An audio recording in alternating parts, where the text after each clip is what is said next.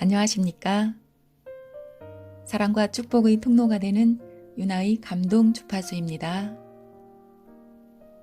아티스트 웨이의 저자 줄리아 카메론은 소설가이자 시인, 시나리오 작가, TV 프로듀서, 영화 감독, 문예 창작 강사, 작곡가 등 다재다능한 예술가로 활동하고 있다.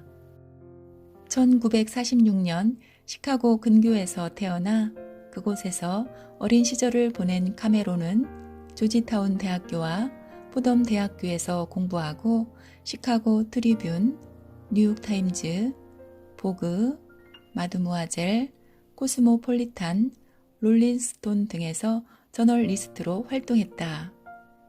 그러다 영화 감독 마틴 스코세이지와 결혼하여 그의 대표작인 택시 드라이버, 뉴욕의 시나리오를 공동 집필하기도 했으나 이는 자신의 정체성에 대해 갈등하는 계기가 된다.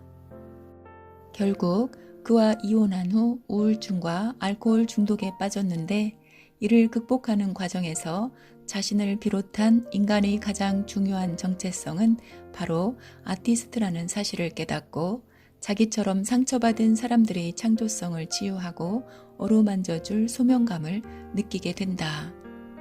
이후 그녀는 창조성 워크숍을 이끄는 한편 다양한 분야에서 예술적 재능을 꽃피웠다. 감독 데뷔작인 영화 신의 뜻으로 세계 페미니즘 영화제에서 주목받고 런던 영화제에서 감독상을 수상했으며 40대 중반에는 뮤지컬에도 도전하여 직접 작사, 작곡을 맡은 아발론을 무대에 올렸다.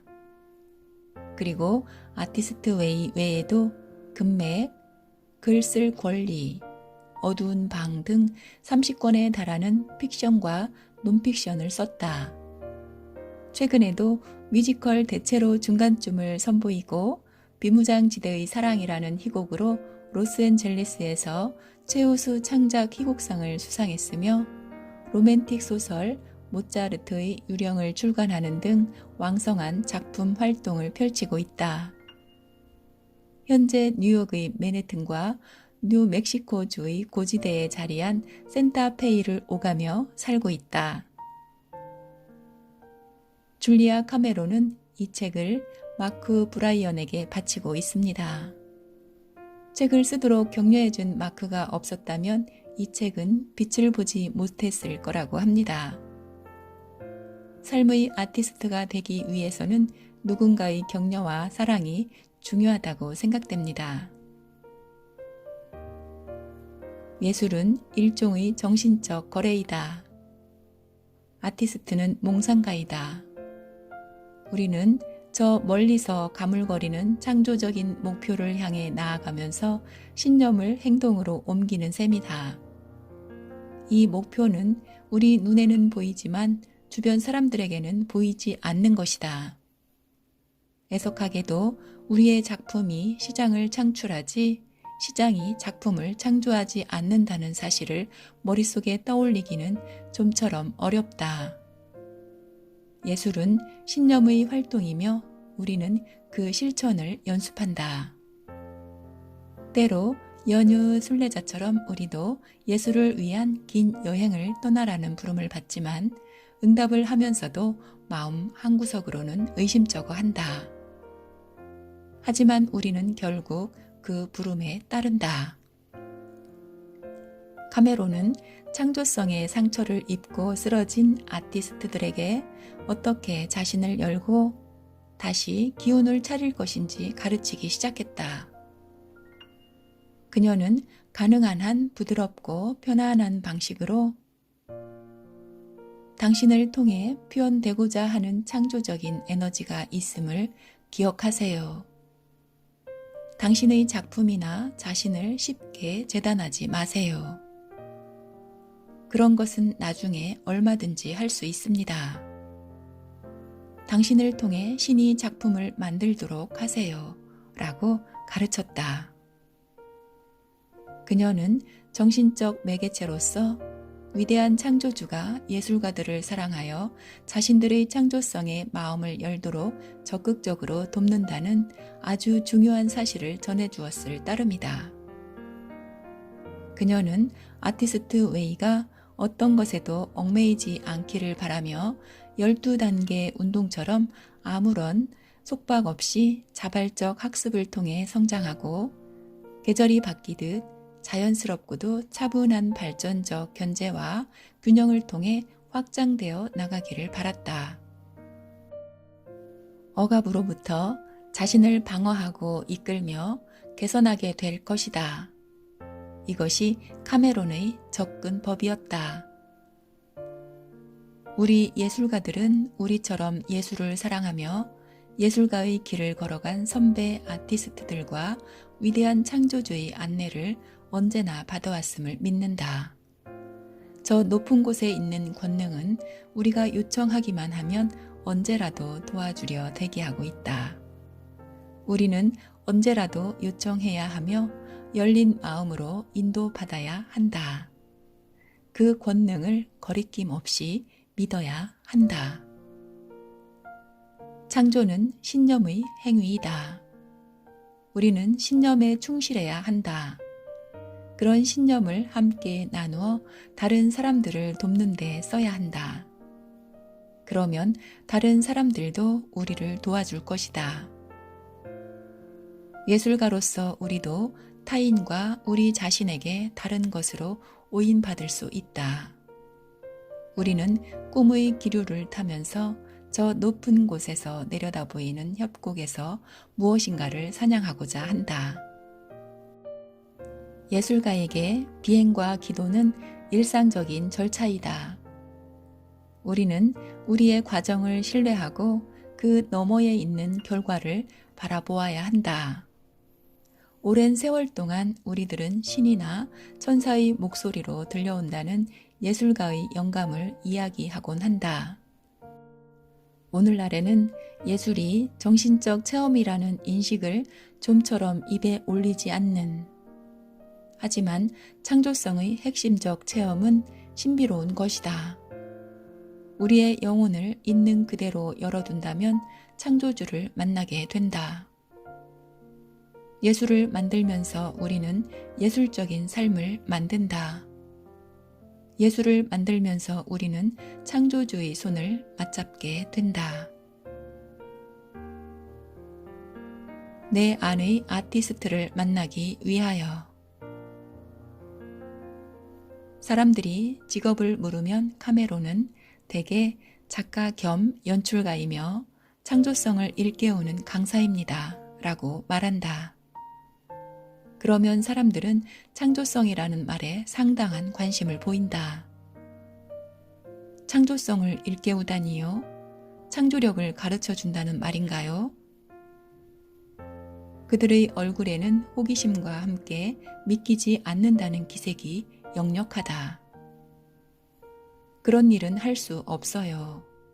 그저 사람들 스스로 창조성을 되찾을 수 있게 도와줄 뿐이죠. 그럼 우리가 원래부터 창조적이라는 말인가요? 이쯤 되면 그들은 반신반의하는 표정이 된다. 그럼요. 정말로 그렇게 믿으세요? 물론이죠. 그럼 당신은 무얼 해주는 거죠? 바로 이 책에서 하는 일을 다룬다. 그녀는 10년 전부터 사람들의 창조성을 일깨우는 강의를 해왔다. 수강생들 가운데는 직업상 창조성과 직접 관련된 작가나 화가 같은 예술가는 물론이고 가정주부, 기업체 임직원, 변호사에 이르기까지 다양한 직업의 사람들이 있었다. 이들은 예술 활동을 통한 창조적인 삶에 관심이 있으며 창조적인 생활로 삶의 풍요로움을 추구하는 사람들이었다. 이 책은 본질적으로 창조성을 불러일으키고 연습하는 정신적인 행로이기 때문에 여기서는 신이라는 단어를 계속 사용한다. 신이라는 단어를 자연에 순응하는 방향이나 흐름이라고 생각해도 좋다. 우리가 추구하는 것은 창조적인 힘이다. 중요한 것은 그것을 어떻게 부르느냐가 중요한 것이 아니라 어떻게 이용하느냐이다. 신을 정신적 감흥의 한 형태로 생각하는 것도 아주 좋은 출발점이라고 할 수 있다. 카메론은 많은 사람들과 나누었던 경험을 통해 창조성이 인간의 자연스러운 본성이며 그것을 막는다는 것은 꽃이 피어나지 못하게 하는 것만큼이나 억지임을 깨달았다. 그리고 이런 정신적인 접촉을 만드는 과정이 생각보다 간단하고 쉽다. 만일 우리의 창조성 통로가 막혀 있다면 이 책에서 제공하는 원칙들을 적극 활용해 좀 더 자유롭게 창조하는 방법을 배울 수 있을 것이다. 12주간의 과제를 진지하게 실천한다면 당신의 삶을 바꿀 획기적인 무언가를 발견하게 될 것이다. 이 책을 읽어가는 동안 우리가 해야 할 일은 자기 내면에 갇혀있는 창조적인 힘이 마음껏 움직이도록 의식 속에 길을 터주는 것입니다. 그런 길을 만들겠다고 마음만 먹으면 창조성은 모습을 드러냅니다. 창조성은 피 같은 것이라고 합니다. 피가 우리 몸 안에 흐르고 있지만 우리가 만들어낸 것이 아니듯이 창조성도 우리의 정신 속에 존재하지만 우리가 만들어야 하는 것이 아닙니다. 카메론이 전해주는 12주간의 원칙들을 실행하면 신체적 변화와 창조적 힘을 느끼며 기적 같은 변화를 우리에게 전해줄 것입니다. 창조적 본질은 신비로운 일체감을 경험하는 것이고 신비로운 일체감의 본질은 창조성을 경험하는 것입니다. 창조성 영역이 자유로워질 것입니다. 우리의 삶이 예술 작품이 될 수 있는 것은 우리가 창조적인 존재이기 때문입니다. 창조성 회복 과정에는 모닝 페이지와 아티스트 데이트라는 두 가지 도구가 있습니다. 모닝 페이지는 매일 아침 의식의 흐름을 3쪽 정도 적어가는 것이다. 어휴, 또 아침이 시작되었군. 정말 쓸 말이 없다. 커피 마셔야지. 어쩌고 저쩌고라고 쓰면 된다. 모닝 페이지는 두뇌의 배수로라고 부를 수 있는데 이것이 모닝 페이지가 하는 커다란 역할이다. 모닝 페이지는 다른 한쪽 면에 이르기 위해 그리고 한때는 분명히 나의 것이었던 평온하고 작은 목소리를 듣기 위해서이고 일종의 명상하기다. 또 자신의 내부에 있는 지혜의 샘에 닿을 수 있다. 두 번째 도구인 아티스트 데이트는 기분 전환이다. 매주 2시간 정도 시간을 정해두고 이 시간에는 당신의 창조적인 의식과 당신 내면의 아티스트에게 영향을 공급하는 것이다. 당신 자신과 내면의 아티스트, 즉 당신의 창조성이라는 어린아이 외에는 아무도 데려가서는 안 된다. 연인이나 친구, 배우자, 아이들, 그 누구도 말이다. 당신 안의 창조성을 밖으로 내놓아 마음껏 응석 부리게 하고 이야기도 들어주어야 한다. 당신의 창조성은 어린 아이이다. 옛날 영화 보러 가기, 해변에 혼자 가기 등등 시간이 필요하다. 당신의 창조성이라는 어린아이와 단둘이서 시간을 보내는 것은 자기 양육에 필수적이다. 매주 시간을 내어 이런 아티스트 데이트를 즐겨라.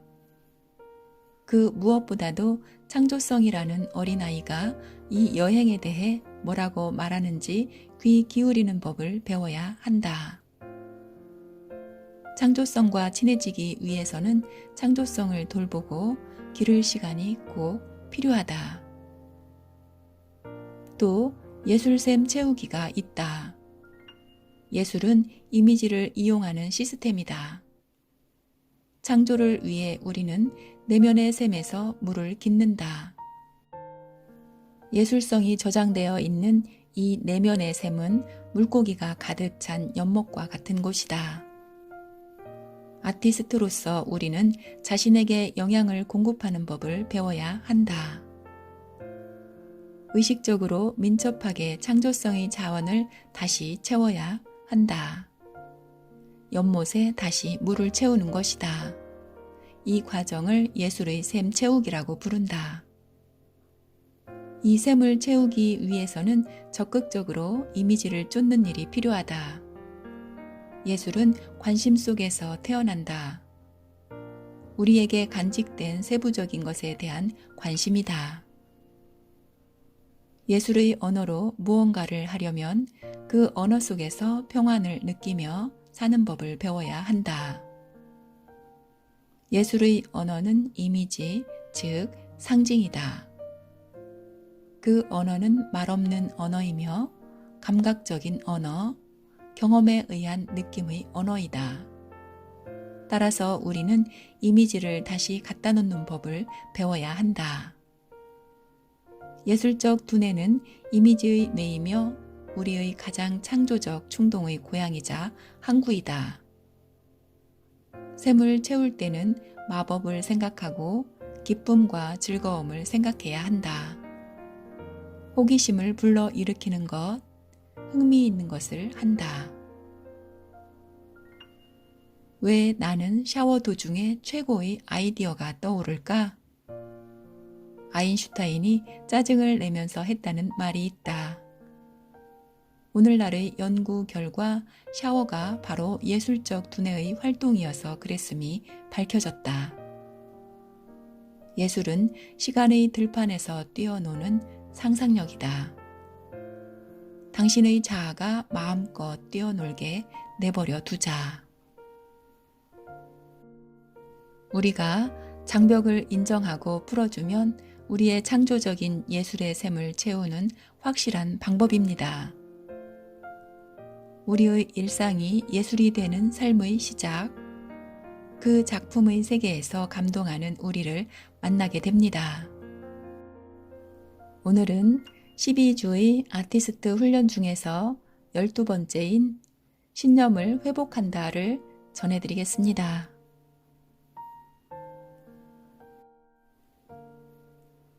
12주 신념을 회복한다. 창조적 존재인 자신에 대한 신뢰. 모험은 숲속으로 들어간 후에야 비로소 시작된다. 그것은 신념의 행위 중 첫 번째 단계이다. 미키 하트. 창조성에는 신념이 필요하다. 신념에 필요한 것은 통제를 포기하는 것이다. 통제를 포기한다는 것은 두려운 일이기에 우리는 저항한다. 창조성에 대한 우리의 저항은 일종의 자기 파괴이다. 우리는 자신이 나아갈 길에 바리게이트를 친다. 왜 이럴까? 그것은 통제의 환상을 유지하기 위해서이다. 분노나 불안처럼 우울도 저항이며 그것이 문제를 일으킨다. 우울은 난 모르겠어 라는 나태와 혼란으로 그 모습을 드러낸다. 그러나 우리는 알고 있으며 자신이 알고 있다는 것 또한 알고 있다. 우리 각자는 내면의 꿈을 갖고 있다. 그것을 인정할 용기와 신념만 있다면 그 꿈을 펼쳐볼 수 있다. 인정한다는 것은 매우 어려운 일이다. 의심을 깨끗이 털어버리고 긍정할 때 길이 열리게 된다. 좋은 긍정 한 가지는 나는 내가 알고 있다는 것을 안다 이다. 또 한 가지는 나는 내 내면의 인도를 믿는다이다. 이런 것들이 결국 우리만의 방향 감각을 찾게 해줄 것이다. 물론 즉시 저항하게 되겠지만 이 저항은 너무나 당연하다. 우리는 자신에 대한 신의 의지와 자신의 내면의 꿈이 일치한다는 생각에 익숙지 않다. 그 대신 이 세상은 눈물로 가득 찬 곳이고 우리는 다만 의무에만 충실하게 살다 죽어야 할 운명이라고 믿고 있다. 그러나 진실은 우리가 많은 선물을 누리며 행복하게 살도록 되어 있다는 것이다.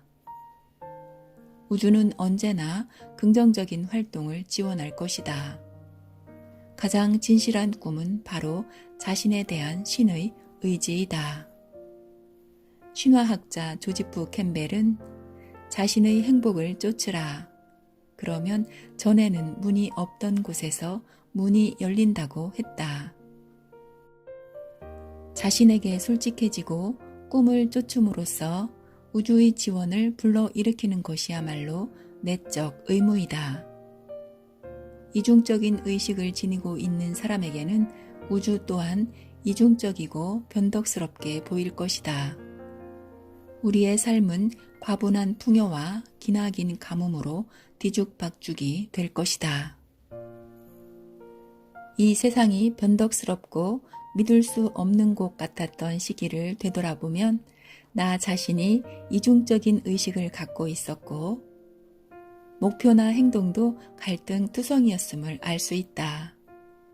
일단 자신의 진정한 목표와 소망을 긍정함으로써 내면의 승인을 시작하면 우주는 그 승인을 반영하고 확장하게 된다.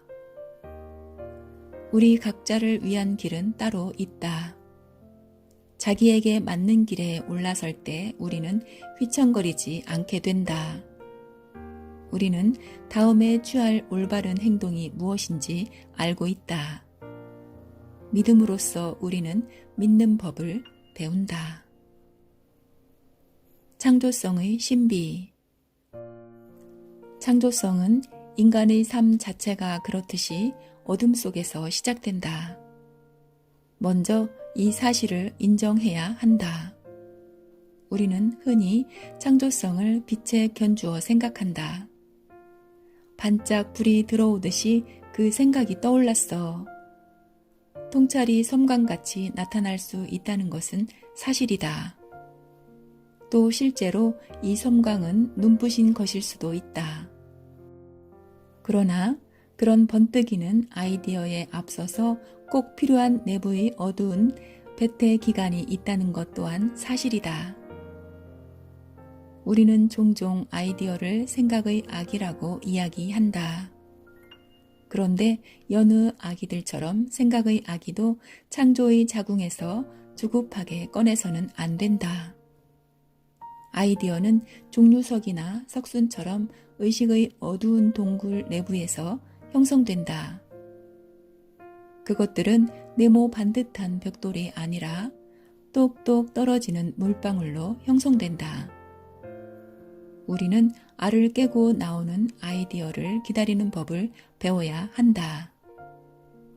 아이디어가 잘 자라고 있는지 보겠다며 뿌리째 잡아당기지 않는 법을 배워야 하는 것이다. 모닝 페이지를 쓰며 이 생각, 저 생각을 하는 것은 그 자체가 하나의 꾸밈없는 예술 행위이다. 그것은 그냥 빈둥거리며 낙서하는 것으로 보이겠지만 아이디어가 빛을 보여줄 수 있을 때까지 천천히 모양을 바꾸어가는 방법이다.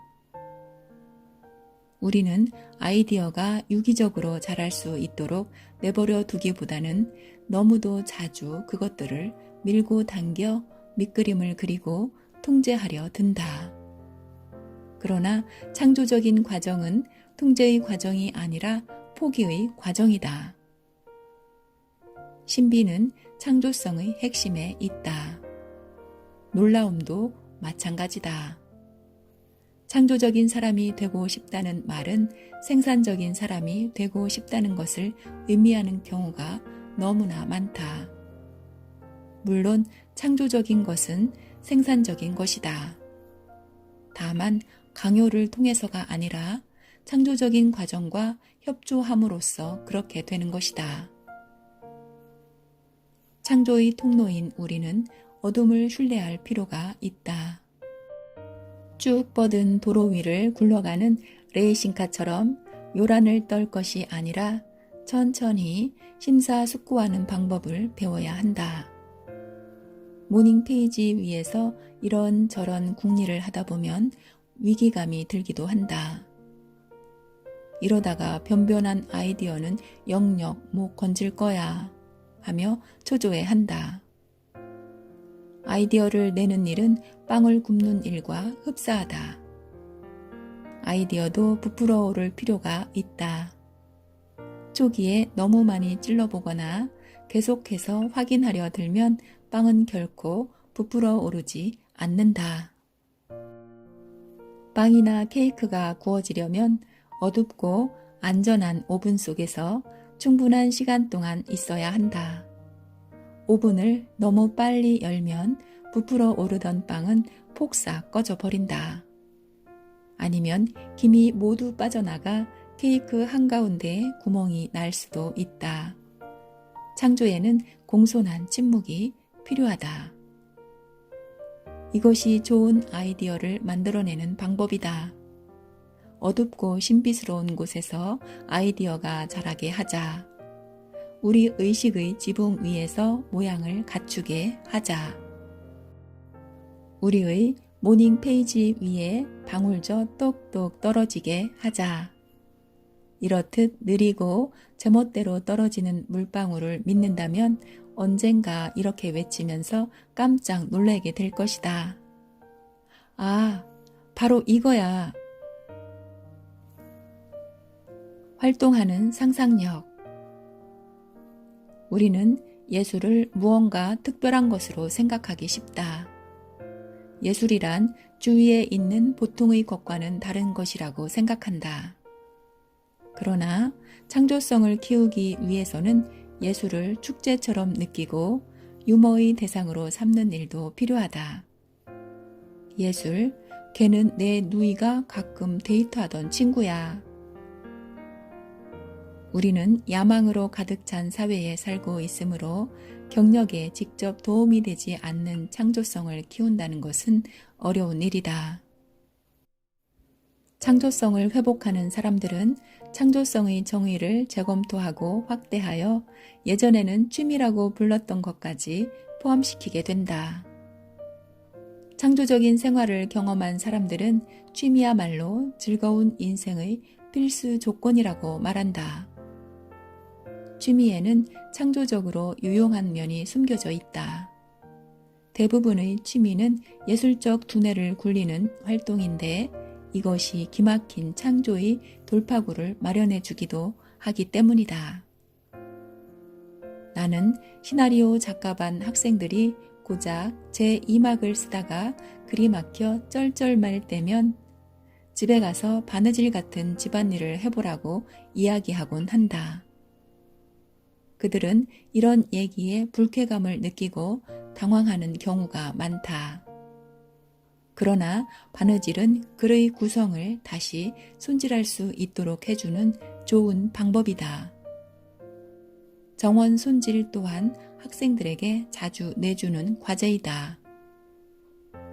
새로운 삶으로 건너가는 다리 위에서 겁에 질려 있을 때 화초를 좀 더 크고 좋은 화분에 옮겨 심으면서 안정감을 얻고 무언가 확장되는 느낌도 가질 수 있다. 취미 활동은 정신적으로 이롭다. 거기에는 어떤 일을 기계적으로 하는 데서 오는 소박한 해방감이 있다. 취미 활동을 할 때 우리는 자아의 요구로부터 자유로워지고 더 위대한 원천에 녹아들어가는 경험을 할 수 있다.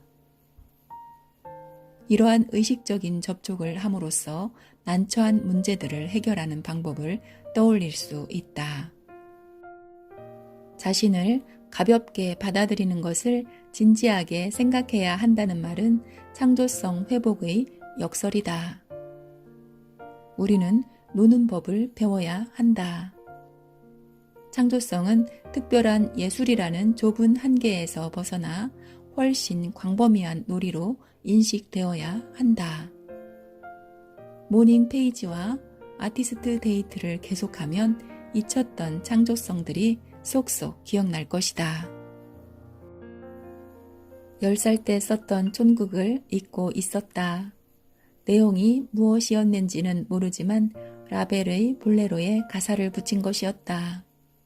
거실에 있던 형제들이 까무러칠 정도였다. 나는 탭댄스를 좋아했다. 지금은 믿을 수 없겠지만 나도 한때는 대단한 존재였어.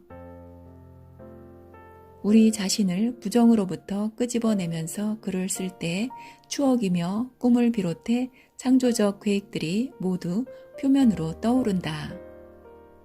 이것들을 통해 자신이 창조적인 존재임을 새삼 발견하게 되는 것이다.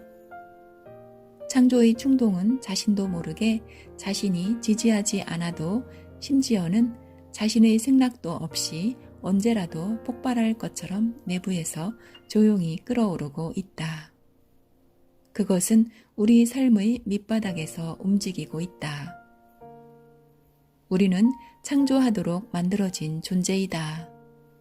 우리는 우중충한 부엌을 단장하고 고양이에게 나비 넥타이를 매주며 더 맛있는 수프를 만들기 위해 이리저리 궁리를 해본다.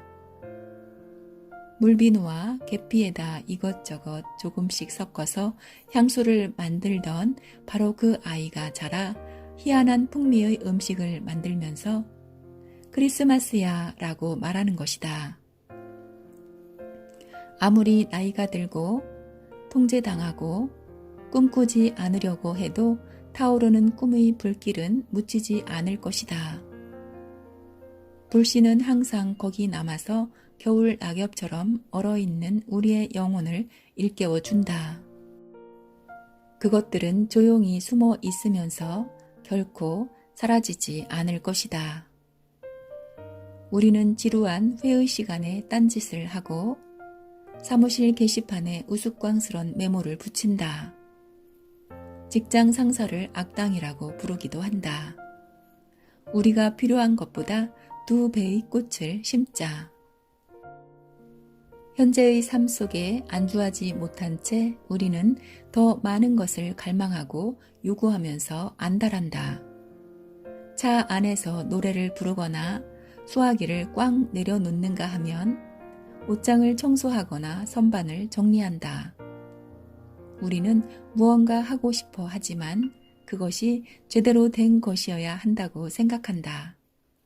다시 말하면 그것이 뭔가 중요한 일이어야 한다는 뜻이다.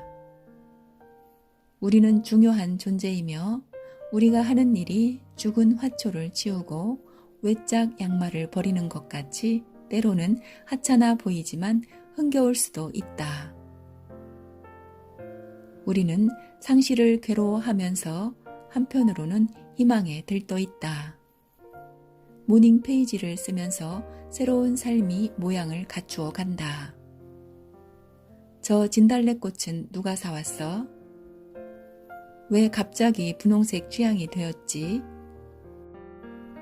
벽에 붙여놓은 이 그림이 내 미래의 모습이야? 구두가 낡았으면 미련 없이 버린다. 세일이 시작되면 당신이 주된 고객이다. 처음 전시된 물건을 사고 새 침대 시트도 사들이며 돈을 마구 쓴다. 친구는 당신에게 무슨 일이 생긴 건지 걱정하지만 당신은 몇 년 만에 처음으로 휴가를 떠난다. 시계가 제깍거리고 당신은 그 소리를 듣는다. 박물관에 있는 상점에서 이것저것 구경하고 스쿠버 다이빙 신청서에 이름을 적는다. 이제 토요일 아침이면 깊은 물속에 몸을 담글 것이다. 당신은 지성을 잃는 대신 영혼을 얻는다. 삶은 아티스트 데이트를 하게끔 되어 있다.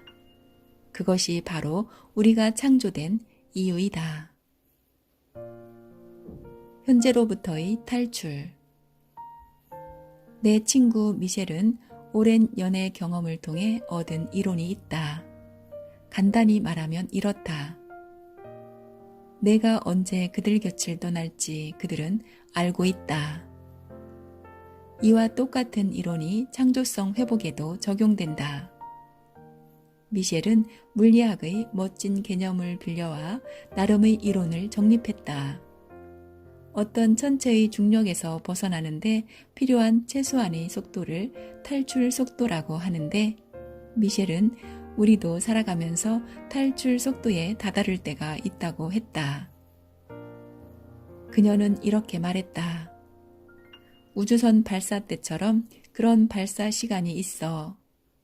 그래서 언제 쾅 소리가 날지 기다리고 있는데 내가 시험을 받아야 한다는 거야. 시험이라고? 그래, 시험. 그건 너한테 정말 잘해주는 멋진 남자하고 내가 결혼할 생각을 하고 있는데 어떤 악당이 낌새를 알아채고는 전화로 너를 불러내는 것과 같아. 아하. 시험을 피하는 게 중요해. 우리는 그런 시험을 자초하는 경향이 있어. 직업은 변호사이지만 취미와 기질로는 작가로서도 손색이 없는 미셸은 음모론을 좋아하여 이런 음흉한 이야기를 만들어내곤 한다. 생각해봐. 중요한 출장을 막 떠날 참인데 내 남편이 갑자기 내가 필요하다고 하는 거야. 정말 아무 이유도 없이 말이야. 또 이런 경우도 있지. 직장이 너무 형편없어서 때려치우려고 하니까 못돼 먹은 사장이 벼랑간 5년 만에 처음으로 월급을 올려주는 거지. 그럴 때 속지 말라고. 정말 속으면 안 돼. 미셸의 이야기를 들으니 변호사로 보낸 세월이 그녀에게 창조적인 면에서 도움이 되었음은 분명했다. 적어도 그녀는 더 이상 속지는 않았다. 그러나 정말 그녀의 말처럼 세상이 음흉한가? 우리가 정말로 시험을 자초하는 것인가? 나는 미셸의 얘기를 생각해 보았다. 내 대답은 그렇다는 것으로 결론이 났다. 나는 늘 속으며 살아왔다고 생각했다. 이미 망친 계약을 수습하려고 너무도 상냥하게 사과를 하던 대리인이 있었다. 내게 그를 고치고 또 고치게 해서 마침내 이도 저도 아닌 것으로 만들어버리고 말지만 입버릇처럼 내가 글을 너무 잘 쓴다는 둥, 그녀에게는 내가 최고의 스타라는 둥 칭찬을 아끼지 않았던 편집자도 있었다. 가벼운 아첨도 탈출을 단념시킬 수 있다. 얼마 안 되는 돈도 마찬가지다. 더 심각한 것은 그럴듯하게 포장된 의심이다. 특히 자신과 아주 가깝거나 친한 사람들이 이렇게 속삭일 때는 더욱더 심각하다. 너 자신을 위해서야. 그냥 내가 이것에 대해 생각해 봤는지 확인하고 싶었을 뿐이야. 창조성을 회복하고 있는 사람들은 한창 달아오를 때면 가장 가까이 있는 트집쟁이를 찾는다. 자신의 열정을 지극히 회의적인 친구에게 누설해버리는 것이다. 우리가 그를 부르거나 우리가 부르지 않으면 그가 우리를 부른다. 이것이 바로 시험이다. 우리의 아티스트는 어린아이이다. 이 어린아이는 상처받으면 엄마를 찾는다. 안타깝게도 우리 주위에는 트집쟁이 엄마나 제2, 제3, 제4의 이런저런 다른 이야기들을 해줄 대리 엄마가 너무도 많다. 그들이 그러지 못하도록 해야 한다. 어떻게?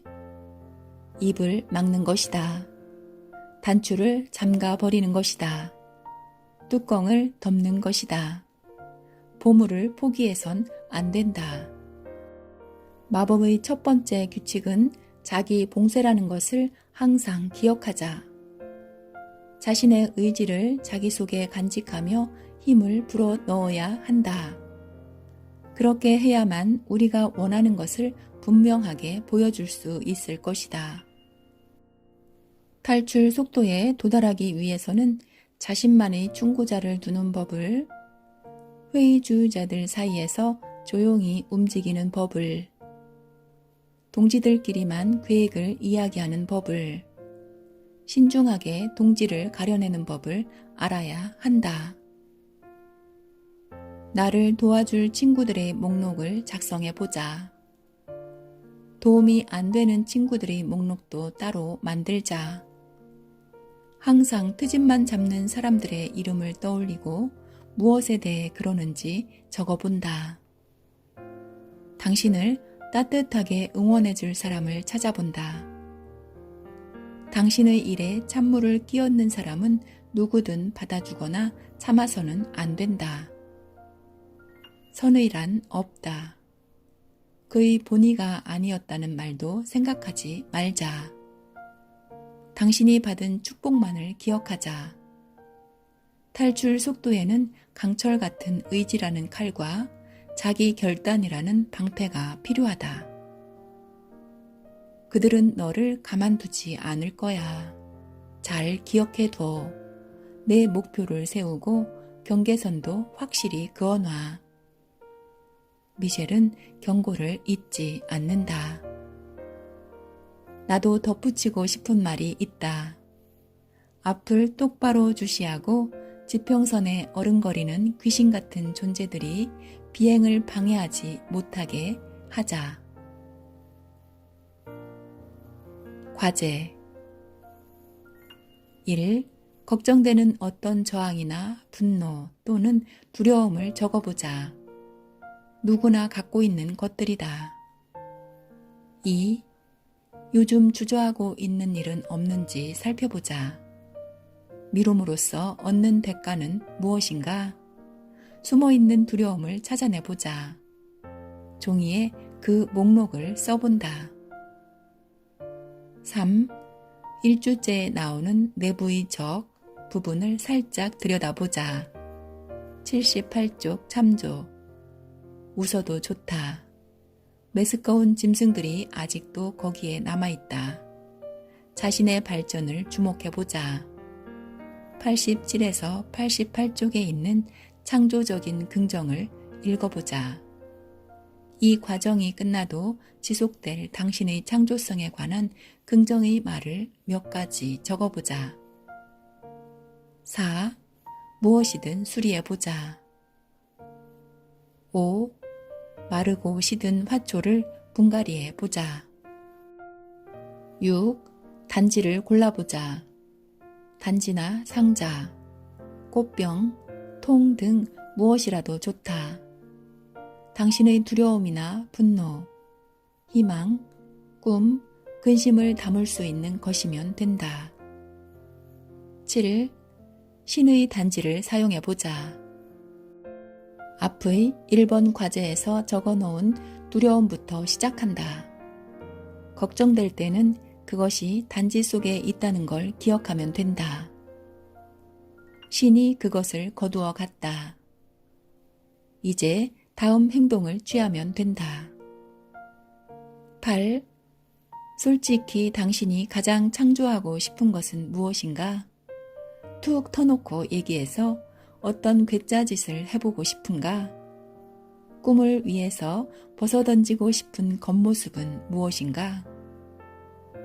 9. 당신의 꿈에 대해서 얘기할 수 있고 그들과 함께라면 꿈과 계획을 키워갈 수 있다고 생각되는 사람을 5명 써보자. 10. 이 책을 다시 읽어보고 친구에게도 권한다. 기적이란 아티스트가 다른 아티스트와 함께 나누는 것이다. 신을 믿자. 자신을 믿자. 행운과 신의 가호를 빈다. 점검 1. 이번 주에 모닝 페이지를 며칠이나 썼는가?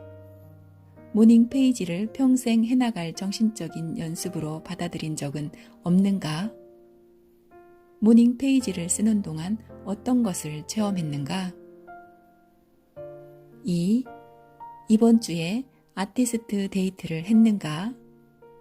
아티스트 데이트 역시 평생의 기반으로 삼을 생각은 없는가? 무엇을 했고 그 느낌은 어땠는가? 3. 이번 주에 동시성을 경험한 적이 있는가? 어떤 것이었는가? 4. 이번 주에 창조성 회복에 중요하다고 생각되는 사건이 있었는가? 그것을 적는다. 당신은 지난 3개월 동안 창조성을 회복하기 위해 많은 시간을 쏟아왔고 나날이 빠른 성장과 변화를 보여주었다. 창조성 회복을 지속하기 위해서는 앞으로 한층 더 창조적인 계획에 전념해야 한다. 다음 쪽의 계약서는 앞으로 당신의 목표를 달성하는 데 도움이 될 것이다. 창조성 계약서. 내 이름은 누구누구이다. 나는 창조성을 회복하고 있다. 나의 기쁨과 성장을 더욱 확대하기 위하여 나는 다음의 자기 양육 계획을 약속한다. 모닝 페이지는 내 자아를 발견하고 기르는 데 중요한 역할을 해왔다. 그러므로 나 누구누구는 앞으로 90일 동안 모닝 페이지를 계속 쓸 것을 약속한다. 아티스트 데이트는 자기애를 기르고 생활 속의 기쁨을 키우는데 필수적인 것이었다. 나 누구누구는 자아를 돌보기 위해 앞으로 90일 동안 매주 아티스트 데이트를 할 것을 약속한다. 아티스트의 길을 따라가며 내 안에 있는 아티스트를 치유하는 과정을 통해 내게 많은 창조적인 재능이 있음을 발견했다. 이러한 재능을 개발하기 바라면서 앞으로 90일 동안 특별히 뭐뭐를 탐구하는 데 힘을 쓸 것을 약속한다.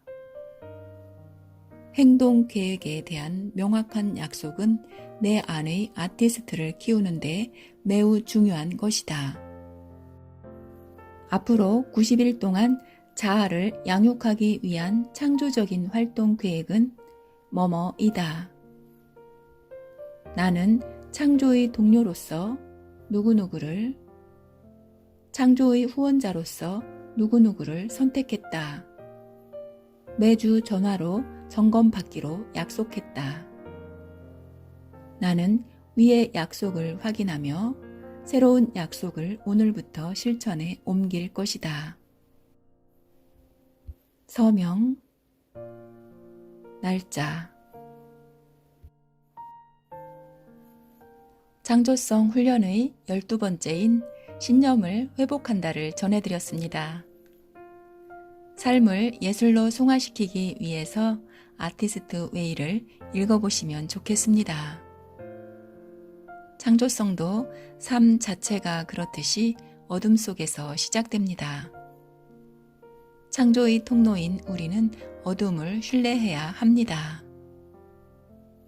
보이지 않는 것만큼 눈을 흥분시키는 게 있는가? 라고 시어도와 레키는 말했습니다.